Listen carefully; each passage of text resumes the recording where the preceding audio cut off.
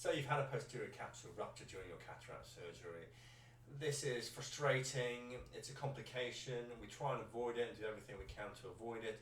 The rate is about 1 in 50 that you get this. The clear bag that holds the lens in place, your native lens, your cataract, is called a capsule.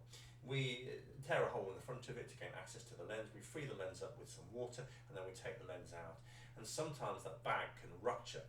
Now that means that there's a gap in the bag, and that has implications because, one, lens fragments can fall to the back of the eye, and if they're big lens fragments, they need a further operation.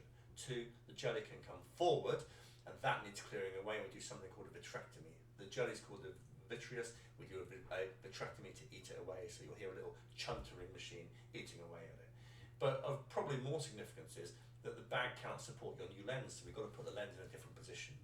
Sometimes we can put the lens in what we call a sulcus, which is where it sits just in front of that clear bag at the front. Sometimes we can even put the lens in the bag if we handle this properly. And it's all about handling this properly, and that's why it's so important you go to a good surgeon. It's like flying a plane.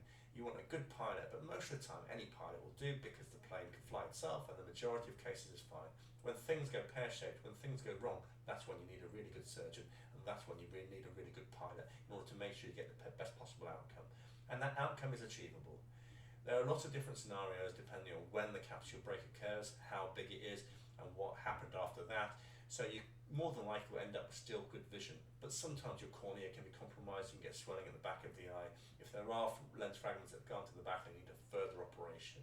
We don't like seeing it, we can often deal with it, and if it happens later on when the cataract's already out, then the implications are less, but sometimes we change your lens power a little bit. Almost inevitably, if things go really wrong, you don't end up quite as good as you would have done had it gone to plan, but usually we can salvage these things and you have a good outcome.